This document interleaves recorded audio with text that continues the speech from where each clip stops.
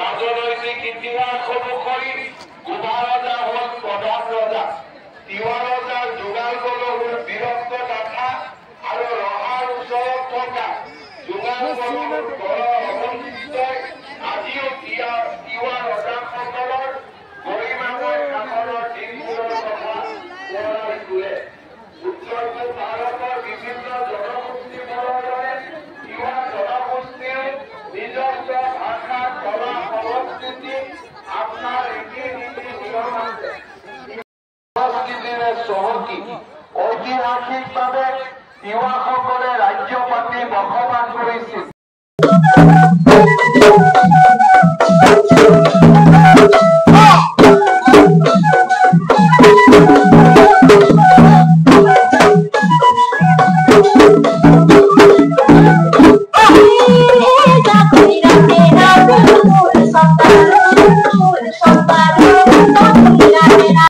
ৰহা তিৱা ভাষা জানানে? হা আচ্ছা তিৱা ভাষাতে কওকচোন সমূহ অসমবাসী ৰাইজলৈ।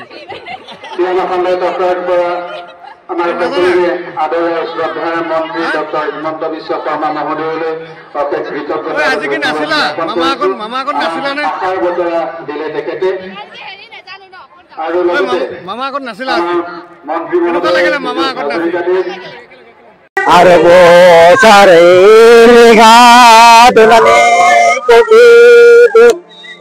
আরে বসারে ঘাট নানে কবি ওয়াদারে জুরা ওয়াদারে জুরি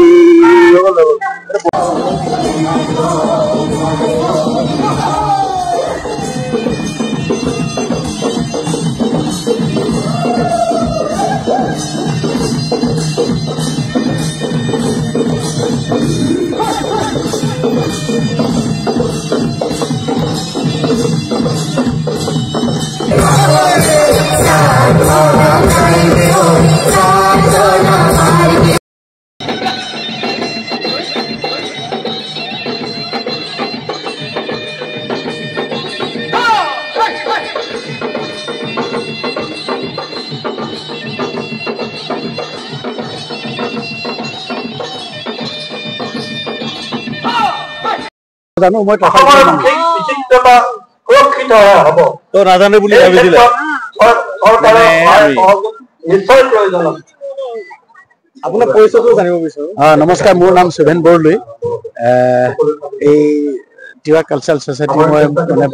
ফাউণ্ডাৰ সম্পাদক। গতিকে আজি আমি এই সংস্কৃতিৰ দিশতে যথেষ্ট লাগি আছো, কাৰণ আমি 85তেই এই লাংখন নৃত্য গণতন্ত্ৰ দিৱসত আমি প্ৰদৰ্শন কৰিছিলো। আজি সেই লাংখন নৃত্য এটা পৰ্যায় পাইছে। তিৱাসকলে আমাৰ বৰঘৰ আছে, এটা কুলৰ বৰঘৰ নিজাববীয়াকৈ কেইবাঘৰৰ লগ লাগি পেলাই মানে অনুষ্ঠান মানে প্ৰতিষ্ঠা কৰে। গতিকে প্ৰতিটো কুলৰ বেলেগ বেলেগ ধৰণে মানে বৰঘৰ থাকে। গতিকে আমাৰ বহু কুল আছে, যে ডাফাং কুল আছে, শৰাই কুল আছে, আমচং, বিভিন্ন ধৰণৰ কুলবিলাক আছে। এই কুলবিলাকৰ তেওঁলোকৰ নিজাববীয়াকৈ মানে চৰা ঘৰবিলাক মানে নিৰ্মাণ কৰি তাতেই সকলোৱে হয়তো বৰঘৰত গৈ পেলাই সেৱা শুশ্ৰূষা কৰাৰ সময় নাথাকে, সেইকাৰণে তেওঁলোকে এই ঘৰতেই আজি তাতে তেওঁলোকে উপাসনা কৰাৰ কৰি থাকে। তেওঁলোকে যাতে দৈনন্দিন চলি থাকিব পাৰে,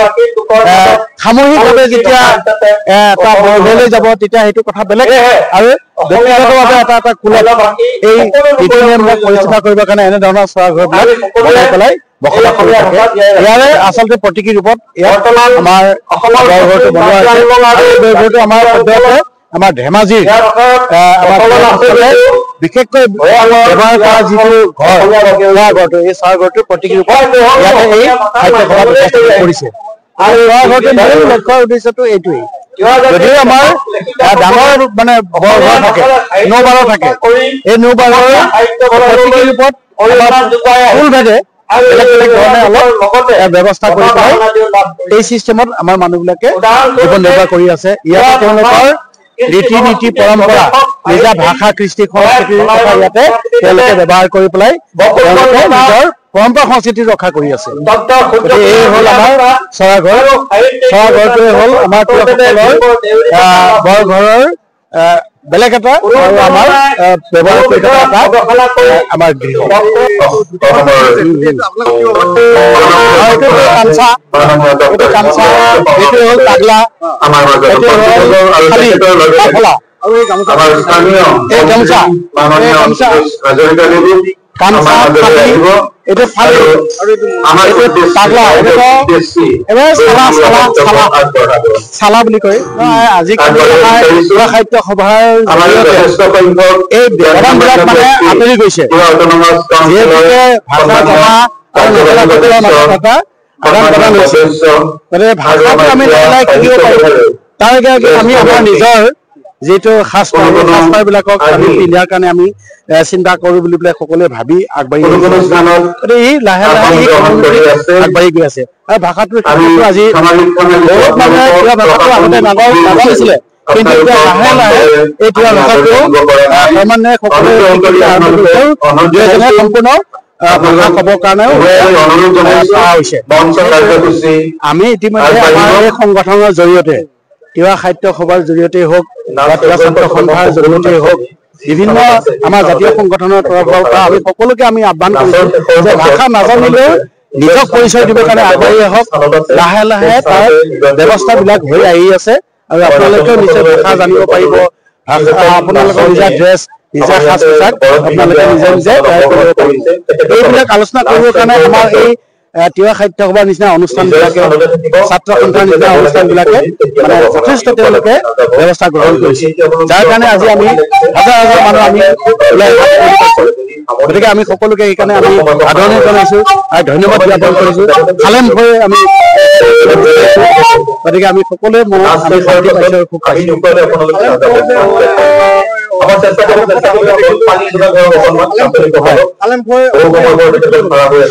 আচল হেৰিটো হ'ল আদৰণি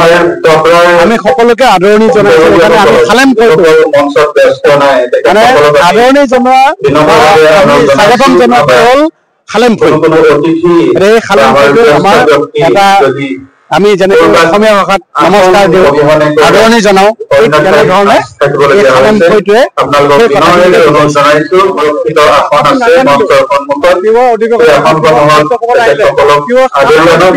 ভাষাটো নাজানিলেও সাজপাৰটো পিন্ধি আহক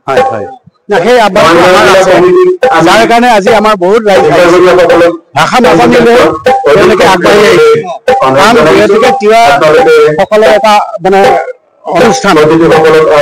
জাতীয় অনুষ্ঠান এই জাতীয় অনুষ্ঠানত আহি কথাবিলাক জনাৰ পিছত তেওঁলোকে হয়তো ভাবিব পাৰিব যে আমিও তিৱা মানুহ আমিও নিজৰ সাজ পোছাক আমি তৈয়াৰ কৰি ল'ম এনেধৰণে ভাবি পেলাই আমাৰ ৰাইজে আহিছে আৰু আমিও তেখেতসকলক আমন্ত্ৰণ কৰিছিলো যাৰ কাৰণে আজি হাজাৰ হাজাৰ আমাৰ ৰাইজ ইয়াত উপস্থিত হৈছে মই অলপ আগতে দেখিলো যিবিলাক ভৈয়ামৰ তিৱা আছে তিৱাবিলাকে সাজপাৰবিলাক পিন্ধি আহিছে তাৰপিছত মানে যেতিয়া তিৱাৰ বুলি গম পায় তেতিয়া তেখেতসকলক মানে তিৱাৰ ভাষাত যেতিয়া আদৰণি জনাই বা কিবা কথা সোধে তেওঁলোকে ক'ব নাজানে তেওঁলোকে লাজ পায় সেই বিষয়ত আপুনি কি ক'ব সেইটো স্বাভাৱিক বুলি ক'ব লাগিব কাৰণ নজনাটো স্বাভাৱিক কথা কাৰণ এটা ভাষা এটা সময়ত যদিও আছিলে সি কিবা কাৰণত হেৰাই গৈছে গতিকে ইয়াত পুনৰ উদ্ধাৰ কৰিবৰ কাৰণে আমি সকলোৱে আগবাঢ়ি আহিছো তাত কোনোবা তিৱা ভাষা নাজানিলে হেৰি হোৱাটো কোনো প্ৰয়োজন নাই এয়া হ'ল আমাৰ বৰঘৰ চৰাঘৰ এই চৰাঘৰ অৰ্থত আমাৰ আকৌ ইয়াতে ধানৰ পোৱালি থাকে ধানৰ মানে হেৰিবিলাক ইয়াতে ৰাখি থোৱা থাকে আৰু ইয়াতে আমাৰ এটা ঠোনা থাকে এইডালে ঠোনা যিটো ঠোনাত আমি ইয়াতে পূজা পাৰ্বণ আমি কৰো এইটোৱে হ'ল আমাৰ ঠোনা খুঁটা হয় হয়তো লাই খুঁটা ধৰক এই লাই খুঁটাটোৱে আমাৰ তিৱাসকলৰ মানে ঠোনা এই ঠোনা খুঁটাতে আমাৰ পূজা পাৰ্বণ কৰা হয় এই পূজা পাৰ্বণ কৰি আমি বিভিন্ন দিশলৈ আমি আগবাঢ়ি যাওঁ এনেধৰণে আমাৰ মাজত পূজা কৰে পূজা নকৰে নেকি আমাৰ দেৱ দেৱী ইয়াতে আমি মানে আমাৰ প্ৰতীকী ৰূপত আমি ইয়াতে ৰাখিছো আমাৰ ফাৰ্ম আহোঁতে ইয়াতে আছে বুলি পেলাই আমি ভাবো নিৰঞ্জন নিৰাকাৰ এই খুঁটাটোতে হয় এই খুঁটাটোতে আমাৰ সকলো আছে হয় হয় সকলোবিলাক পূজা পাৰ্বণ কৰে তাৰমানে এটা কথা মই আপোনাক কওঁ যদি মনে যদি পবিত্ৰ মনে যদি পূজা কৰা যায় হয় এডাল গছ বা এটা শিলত যদি আপুনি পবিত্ৰ মানে পূজা কৰে তাতে আপুনি ভগৱানক পাব নিশ্চয় পায় ঠিক তেনেকৈ আপোনালোকৰ পিয়ৰ সেইটো যিটো পৰম্পৰা এইটো মানে ফুটাটোতে আপুনি পূজা কৰে এতিয়া চাওক এটা সময়ত আপোনাৰ মানুহে ডাঙৰ গছ ডাঙৰ শিল প্ৰকাণ্ড প্ৰকাণ্ড কিছু মানে প্ৰাকৃতিক সম্পদকে প্ৰভু বুলি ভগৱান বুলি ভাবিছিলে যাতে তেওঁলোকৰ কাৰণে আমি জীয়াই আছো প্ৰভু ভগৱন্তই সেইবিলাককে আমাক প্ৰভু মানে ভগৱান হিচাপে যাতে মানি পেলাই আমি চলি যাব পাৰো এনেধৰণে পৰম্পৰা এতিয়াও আছে আপুনি আমি ইফালে সিফালে গৈলে কোনোবা এডাল মানে ডাঙৰ গছত কাপোৰ এখন মাৰি থোৱা যায় তাতে ধূপ ধূনা জ্বলাই তাতে মানে ভগৱানক মানে দেখা যায় বা পোৱা যায় মনোকামনা পূৰ্ণ হয় বুলি পেলাই মানে বিশ্বাস কৰা যায় বিশ্বাসে আদিমূল সেইকাৰণে নিৰঞ্জন নিৰাকাৰ আমি কোনো ধৰণৰ প্ৰতীকী ৰূপত একো বস্তুক আমি লৈ পেলাই পূজা নকৰো গতিকে সেই থোনা ডালতে সকলো আছে বুলি ভাবো গতিকে আমাৰ তিৱাসকলৰ উপাস্য দেৱতা হ'ল ফা মহাদেৱ আমি তিৱা ভাষাতে আমি ফা মহাদেৱ বুলি কওঁ সেইটো মহাদেৱ হয় শিৱ মহাদেৱ এনেকুৱা ধৰণে আমাৰ অসমীয়া ভাষাতে কয় যিসকলে মোৰ আজি এই ভিডিঅ'টো চাই আছে আপোনালোকে গম পাব যে তিৱাৰ আজি মানে এখেতে যিজন ক'লে ফাৰ্মাদেউ মানে আমাৰ মানে ভগৱান মহাদেৱ আমি যিদৰে মহাদেৱক পালন কৰো পূজা কৰো অৰ্চনা কৰো ঠিক তেনেকে তিৱাৰ জনগোষ্ঠীৰ লোকেও ফাৰ্মাদেৱ পূজা কৰে তেখেতলোকৰ ভাষাত ফাৰ্মাদেউ আমাৰ ভাষাত মানে মহাদেৱ হয়